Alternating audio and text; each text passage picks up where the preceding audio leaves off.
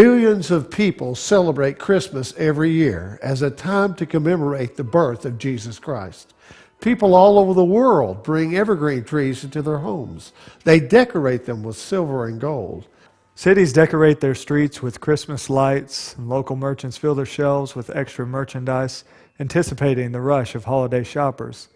These gifts are carefully put under the tree as everyone waits for that special day, December 25th.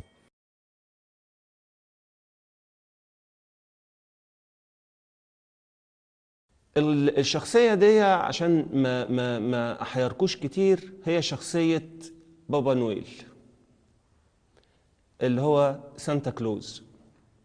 يمكن كتير مننا ما يعرفش إن في شخصية حقيقية هي الأصل بتاع قصة القديس، هي الأصل بتاع بابا نويل، وهو القديس نيقولاوس أسقف مدينة مورا.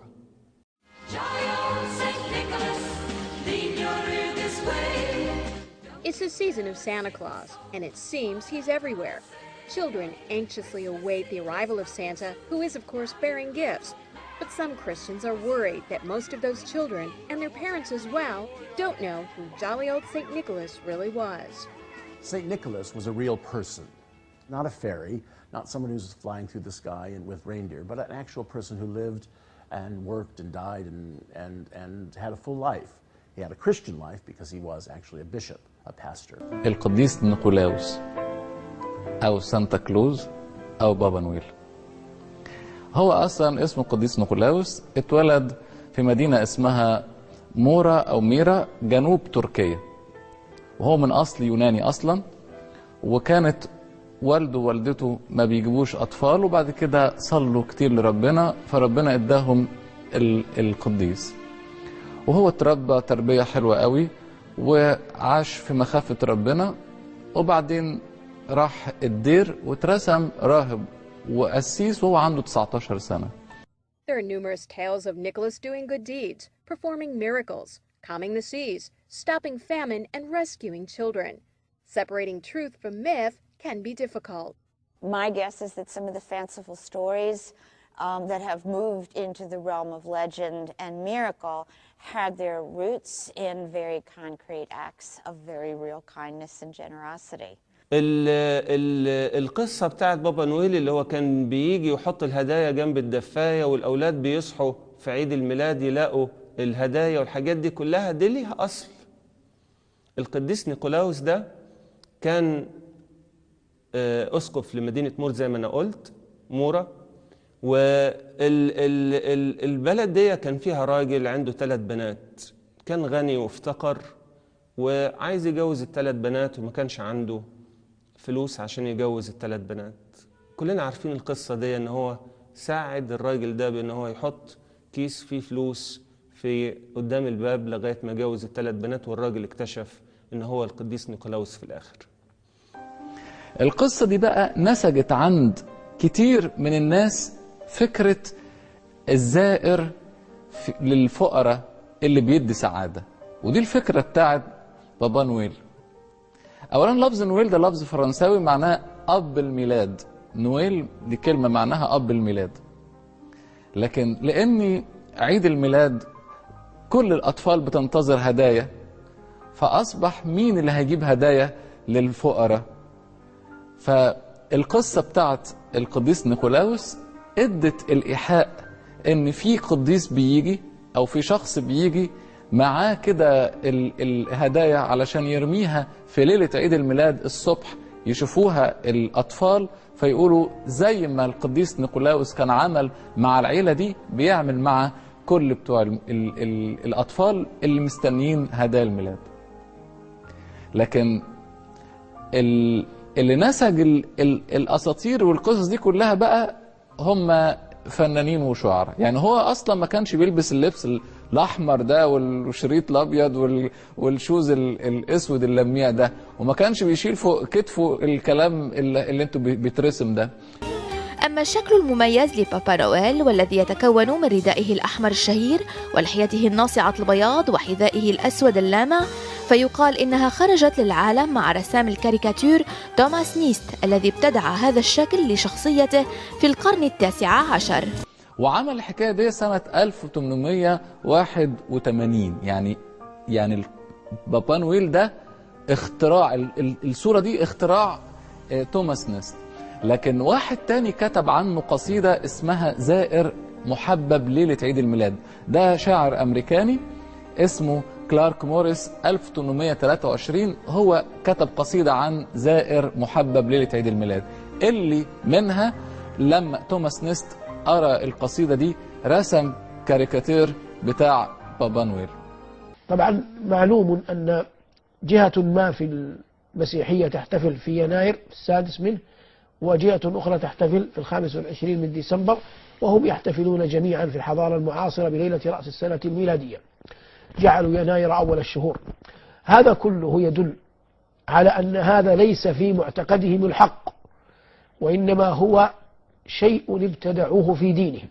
Did Christmas observance come from the Bible, or does its observance predate Jesus Christ? Many cry, let's put Christ back in Christmas. But was Christ ever really in Christmas? Is Christmas Christian? There is no holiday more universally accepted as a religious occasion as the observance of Christmas. Christians and non-Christians alike observe the pageantry of the Yule season. But did you know that thousands of years before Christ, before there was ever anyone called a Christian, people went out into the forest and cut down evergreen trees? They trimmed the branches, brought the trees into their homes, nailed them down, and decorated them with gold and silver ornaments. In the northern countries, they would bring the fir tree into the house because the fir tree was the only living thing in the cold countries. Yeah. And so they figured that there must be some power that this tree has. So they wanted that spiritual power in their house in order to protect them from evil and give them good, give them health. So they would bring in the fir tree and they would put a light on the top of it. That represented the sun god. All of these symbols were actually from the ancient world.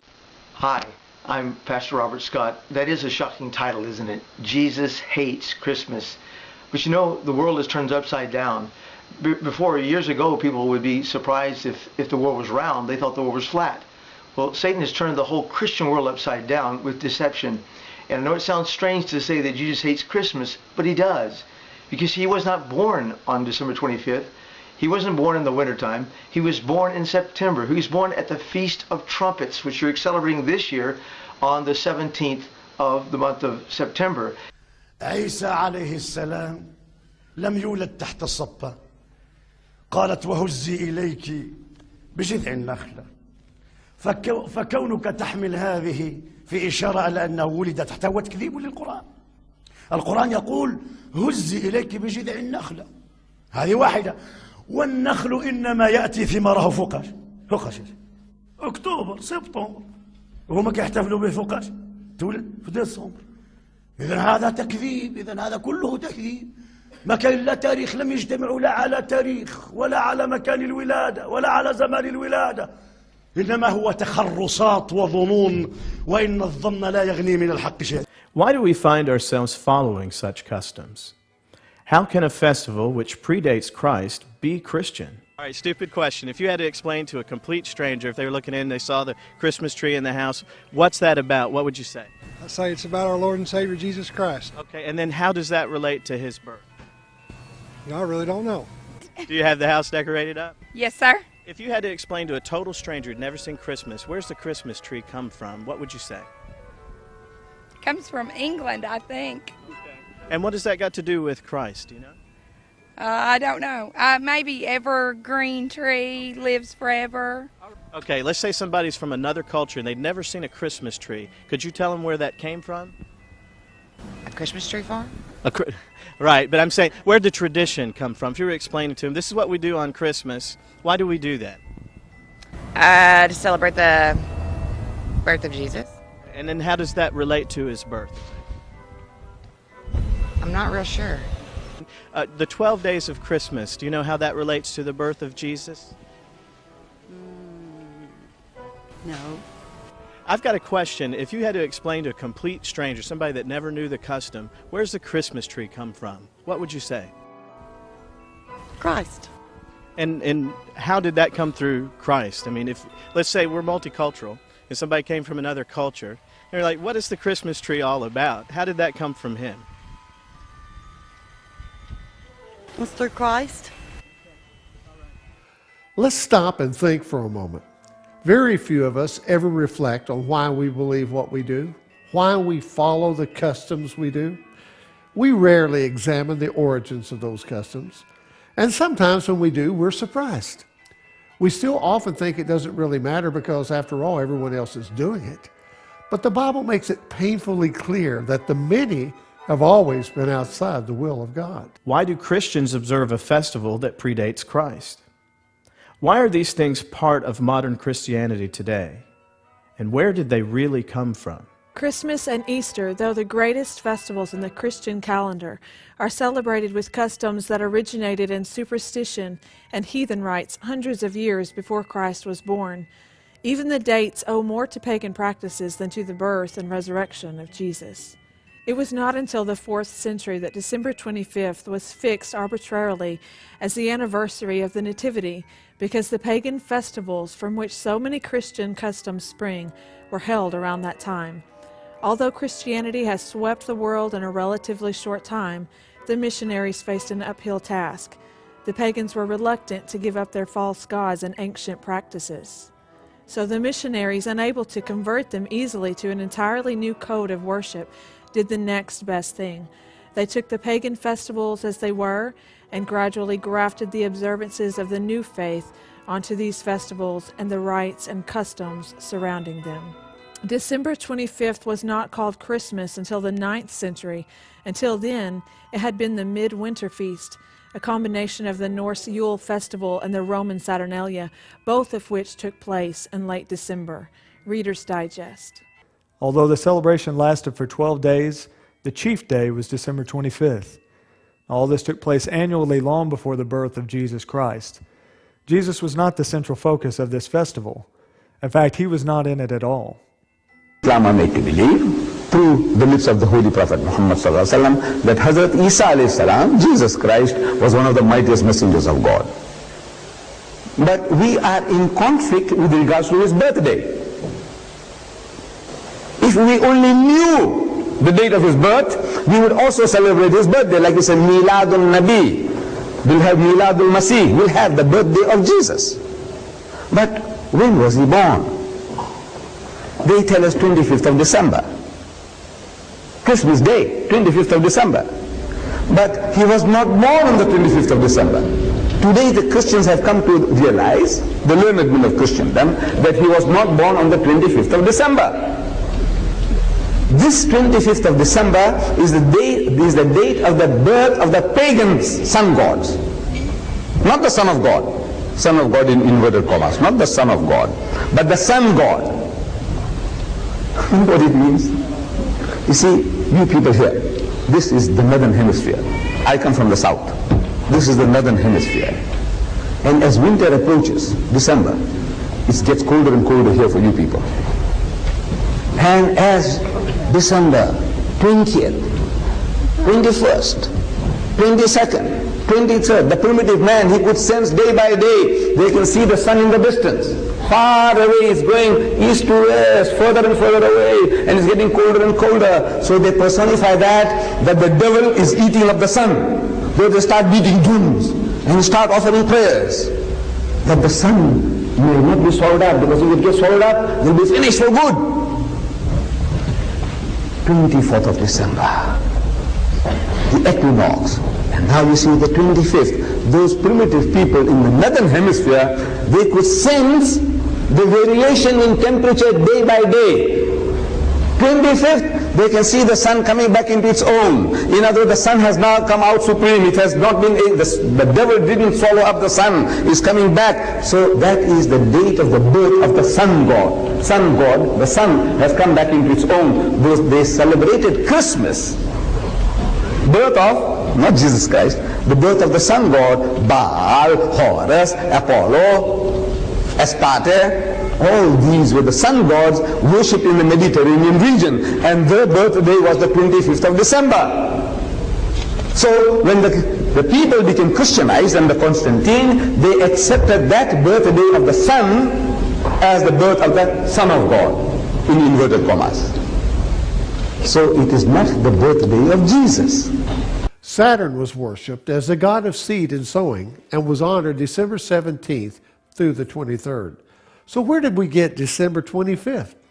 It was when the worship of Sol Invictus, the sun god, was added. Many European countries have a long tradition of celebrating the feast day of St. Nicholas on December 6th.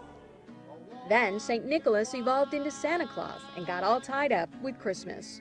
أما كلمة سانتا كلوز دي السانت كلوز دي لما المهاجرين الأمريكان أخذوا جزء من الرفات بتاعته القديس نيقولاوس وراحوا أمريكا فتحرفت من سانت نيقولاوس إلى سانت كلوز. But the reality is he became a secular image. Not a creature was stirring, not even a mouse. American writers and advertisers helped disseminate a new myth that made no mention of the jolly old saint's religious connections. We always talk about roots and being politically correct. Let's be politically correct about Santa Claus and give him his proper title. I believe that St. Nicholas and his tradition is something that needs to be recovered, and now. If we don't recover this tradition, I believe we are going to eventually lose Christmas, any semblance of a religious Christmas. وهذه الدكاكين التي تتهيأ للاحتفال بهذه الكلمات التي تشعل فيها الأضواء بوناني، وهذه الطرطات، وهذا الأنواع من الحلوى التي تصمم خصيصا لتلك الليلة، وهذا الديك الرومي الذي لا يذبح إلا في هذه الأيام، وهذه الفواكه التي يعتاد بعض المسلمين على شرائها في بداية العام، وهذه الليالي التي يراد إحياؤها في هذه الأيام. تلتفت في الأسواق هذه الأيام زينة، حتى احتفالهم أكثر من احتفالهم في عيد الفطر، بل والله في عيد الأضحى لا ترى لهم زينة ولا احتفالا ولا فرحا ولا سرورا في عيد الأضحى أو عيد الفطر، أعظم أيام السنة عيد المسلمين. أما في أعياد النصارى شوف الزينة في بعض أماكنهم ومحلاتهم وأسواقهم. الغريب أن بعض المسلمين يشارك النصارى بهذا العيد وهو لا يفهم ما معنى هذا العيد أصلا. لما أقبل النبي صلى الله عليه وسلم إلى المدينة رآهم يحتفلون بعدد من الأعياد، فقال صلى الله عليه وسلم: قد أبدلكم الله خيرا منها، من هذه الأعياد كلها، يوم النحر ويوم الفطر. يوم النحر يوم العاشر من ذي الحجة الذي يعني ينحر فيه الحجاج هديهم وينحر فيه الناس أضاحيهم، ويوم الفطر الذي هو بعد رمضان مباشرة، الأول من شهر شوال. إذن أيها الأحبة لا تجوز الزيادة على هذه الأعياد. If you could time travel to America only 150 years ago, you would find no Christmas observance. In fact, the observance of Christmas was illegal in early American history. Congress convened on December 25th, schools were open, and shops did business. In 1900, only 20% of Americans celebrated the holiday, and most who did were German immigrants. هذا مرتبط بقضية الميلاد التي يختلف المسلمون عن النصارى فيها كلية، ومع هذا يشاركونهم في احتفالاتهم. على أي شيء تحتفل أيها المسلم أيها الموحد؟ هل تؤمن بالميلاد الذي يحكيه النصارى بطريقته وبمعناه وبمن ولد من؟ هل تؤمن بهذا المعنى أم أنك تشارك هكذا ولا تدري؟ In the case of Christmas observance, practically the whole world celebrates it. The fact is, you and I were born into a world filled with customs and traditions and grew up accepting them without question. Christmas is one of those most of us just accepted without question. If you're a Christian, this should matter to you, because God has always condemned the religious customs of paganism. Now, as far as Christmas goes, this goes really wide. The thing is, it's not a part of Islam to celebrate other people's holidays. That's their deen, lakum dinukum waliyadeen. Allah said it in the Quran. النبي عليه الصلاة والسلام بين أن هذه الأمة ستتشبه بالأمم السابقة، الكافرة، فقال صلى الله عليه وسلم لتتبعن سنن من كان قبلكم حذو القذة بالقذة شبرا بشبر وذراعا بذراع حتى لو دخلوا جحر ضب لدخلتموه. Both ideas came not from the mind and will of God, but the mind and tradition of men.